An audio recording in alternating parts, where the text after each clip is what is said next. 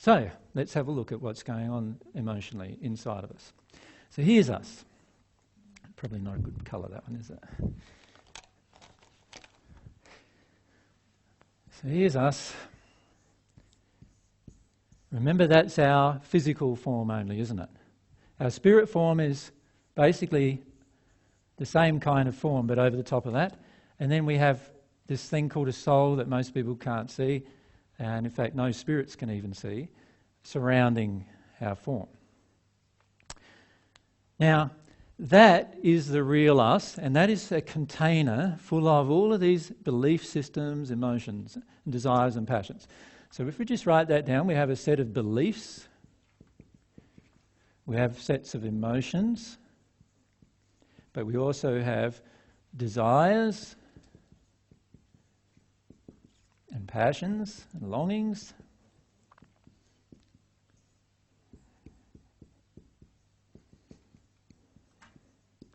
And so forth, right? They're all part of the real us. Now, when all of those things, our desires, emotions, passions and longings are all harmonious with divine love, there is actually an automatic protective barrier, not created by spirits, but actually your own protective barrier created by yourself that surrounds you, and no other person in the universe can influence you without your will being involved. Does that make sense? In that place. You could think of it like a great big barrier surrounding your soul, and therefore also surrounding your bodies, right? And the only way now any other person can influence us is through external events that have not much to do with us, except in that they might affect us in the longer term. So, for example, if you're in a state of at-one-ment with God, you have this protective barrier surrounding you. Right at that moment, not a single spirit in the spirit world can ever implant in you a thought that is out of harmony with love. So it's an automatic protective barrier. Not a single spirit in the spirit world, or person on earth for the matter, can implant in you a desire that's out of harmony with love. They can't influence you in a negative manner.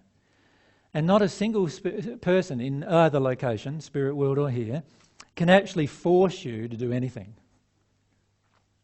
at all in that place. They can't ever make you do something. They can put a gun to your head and try, but they won't be very successful. Right? Now, your physical body may pass through that event, but are you changed? No, you're still not affected by the action that they took. So there's our true condition. That's the condition we can aspire to, right? Instead, what really is happening is we've got these little holes everywhere in our protective armour. Right? And I've talked to you in the past about protective armour, so I've talked to you about this condition. So we've got these holes in the field around us, if you like. And every one of those holes is created by either an emotion or a belief system or a desire that's out of harmony with love or truth. Every one of them. So remember I just said earlier, my desire, not my desire, but my demand to be loved is actually out of harmony. So that creates a hole in my protective coating. And that's a hole that becomes an Achilles heel for me. In other words, it becomes a way for a spirit or another person on earth to manipulate in order to control me.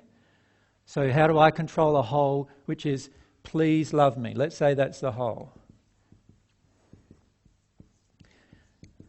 So that is actually out of harmony with love, that demand. Right? And then that creates a hole into my soul, which now a spirit or a person on earth can manipulate. How do they manipulate it? Quite easy when you think about it. They give you love and now they have control of you. Or they give or withhold love on cyclic basis depending on what your reaction is. Right? Does that sound a bit like some of your parents? Yeah. Right? So when I have this please love me emotion that's not healed inside of me, I then have a demand going out. You have to love me to interact with me. And so I'll have a heap of people trying to please me. And the people who try to please me, I actually feel they love me, and so I allow them in my life. But they are actually manipulating me right at that point without me knowing. Does that make sense to everyone? If we have the mic over here.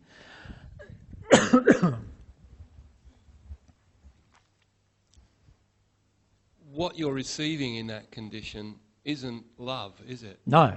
You're believing, you're deluding yourself. Totally. Yep, that is exactly correct. So how do you buy into that? Well, it begins in your childhood, obviously, like in the sense that often what happens in our childhood is that we aren't loved. And so then we go through this process of realising that we have to earn love. And so then we start doing things to get love. And then we realise that if I do more, I get more love, quotation marks. And so now what I do is I start generating an expectation that everyone around me does things for me, and that's proof that they love me. So it's a cycle of events that have occurred right from our childhood right to where we are now that cause us to have that particular belief. So there's an absence of distinction between, well, let's say real natural love and manipulative emotion. All this is basically an addiction. And it's not any type of love, actually. It's just an addiction. And it masquerades as love, but it's not love at all. Yeah. And that's why many times many of you feel somebody's giving to you, and you'll notice this sometimes where somebody gives something to you, and you actually feel like they're trying to take something from you right at that moment. Does that make sense? The reason why is they're probably giving it to you because they have an expectation of something in return from you. Does that make sense? And if you're sensitive at the soul level, you will feel a lot of those interactions. Good, James. If we have the mic over just down your row there. Is this the same portal of entry that other spirits who are overcloaking people can use as well too, even though they feel it's for a benevolent purpose? Yeah? It's exactly the same portal of entry. Exactly the same. Every time you have an unhealed emotion inside of yourself that's out of harmony with love.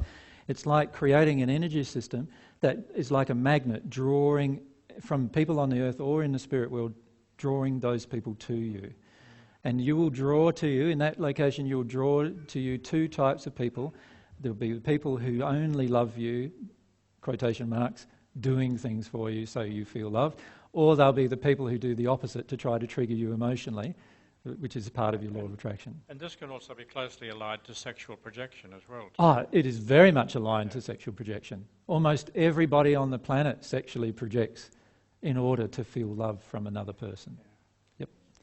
So, you know, when many of you have gone to Mary's workshops and got called on sexual projection, a lot of it is through this portal. You want somebody to love you, so you project at them sexually so they feel nice about themselves sexually, and then they might give you some love. And the more shame the person has sexually, if you project at them sexually, they'll probably feel better about their own shame in many cases, and they feel drawn to actually give you more attention as a result.